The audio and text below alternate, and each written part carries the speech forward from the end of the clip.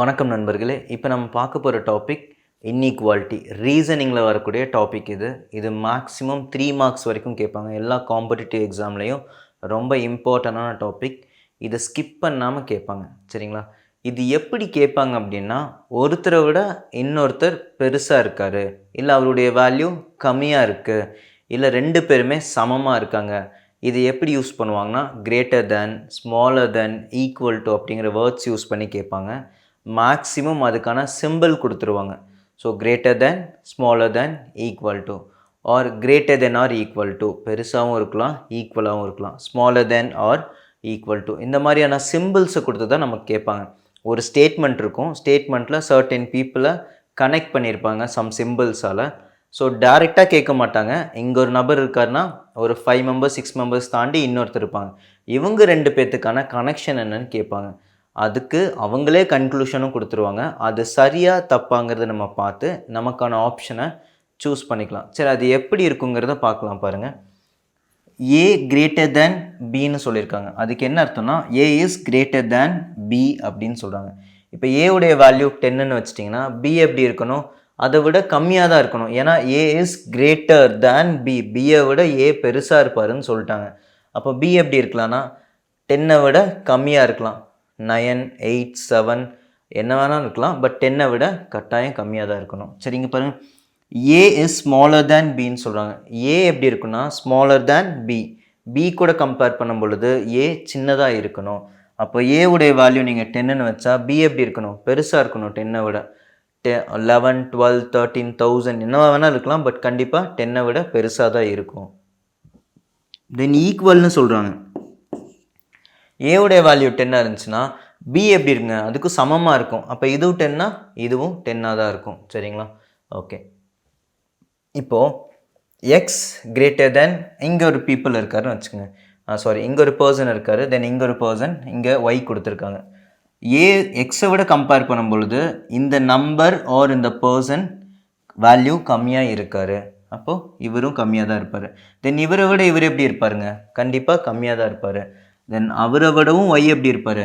கம்மியாக தான் இருப்பார். ஏன்னா இவங்க எல்லாமே கிரேட்டர் தேன், இவங்களை விட இவங்க எல்லாருமே எப்படி இருப்பாங்க? கிரேட்டராக இருப்பாங்க. இவங்களோட இவங்கெல்லாம் எப்படி இருப்பாங்க? ஸ்மாலராக தான் இருப்பாங்க. அப்போ கொஸ்டின் வந்து எக்ஸ் அண்டு ஒய் இது வந்து என்னன்னு கேட்குறாங்க. அப்போ எப்படி இருக்குங்க? எக்ஸ் கிரேட்டர் தேன் ஒய்யாக தானே இருக்கும். எக்ஸுக்கும் ஒய்யுக்கும் கனெக்ஷன் என்னன்னு கேட்டிங்கன்னா, இங்கேருந்து சிம்பிள் எல்லாமே எப்படி இருக்குன்னு பாருங்கள்.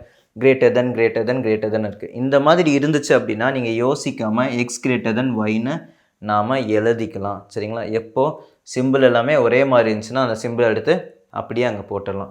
தென் இங்கே பாருங்கள், எக்ஸ் இஸ் ஸ்மாலர் தேன் இன்னொருத்தர் இருக்கார் இந்த இடத்துல. தென் இவரை விட இவர் எப்படி இருப்பாருங்க? பெருசாக இருப்பார். தென் இவரை விட இவர் ஒய்யை பெருசாக இருப்பாங்க. அப்போது இவங்கெல்லாம் ஸ்மாலர் தேன் இவங்களை விட.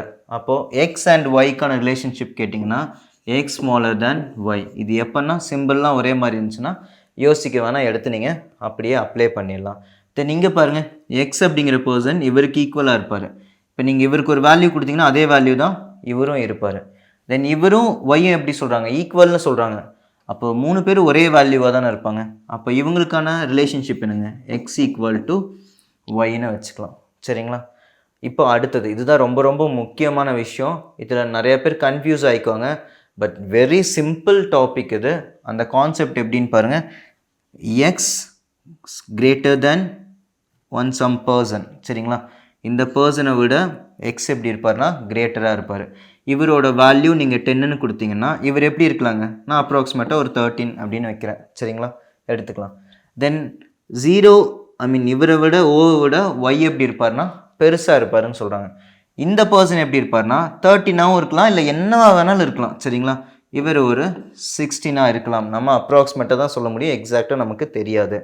இப்போது எக்ஸ் அண்ட் ஒய்க்கான ரிலேஷன்ஷிப் கண்டுபிடிக்க முடியுமா அப்படின்னு கேட்டால் இங்கே பாருங்கள், இவரோட வேல்யூ 13ஆகவும் இருக்கலாம் ஆர் 19ஆகவும் இருக்கலாம். சரிங்களா? இவரோட வேல்யூ 16ஆகவும் இருக்கலாம், 12ஆகவும் இருக்கலாம். கரெக்டாக? எப்படி பார்த்தாலும் 10ஐ விட இந்த நம்பர்லாம் பெருசு தானே? எஸ்.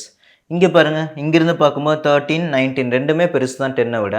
அப்போ எந்த வேல்யூ வேணாலும் இருக்கலாம். இப்போது எக்ஸ் அண்ட் ஒய்க்கான ரிலேஷன்ஷிப் கேட்குறாங்க. நீங்கள் இங்கே 13 அங்கே 16 பார்த்தீங்கன்னா y தான் பெருசாக இருக்கார். பட் இங்கே பாருங்கள் 19 இருக்குது, அங்கே 12 இருக்குது. அப்போ யார் பெருசாக இருக்காங்க? எக்ஸு. எப்படி சார் சொல்கிறதுனா கட்டாயம் சொல்லவே முடியாது. எப்போ ஒருத்தருக்கும் இன்னொருத்தருக்கான ரிலேஷன்ஷிப்ஸ்க்கு நடுவில் ஆப்போசிட் சிம்பிள் வந்துருச்சுன்னா யோசிக்காதீங்க, அது கண்டிப்பாக கண்டுபிடிக்க முடியாது.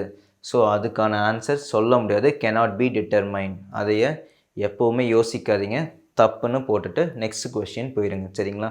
இது ரொம்ப முக்கியம். அது எவ்வளோ யூஸ்ஃபுல்லாக இருக்குங்கிறத நீங்கள் பார்ப்பீங்க கொஸ்டின்ஸ் பார்க்கும்பொழுது.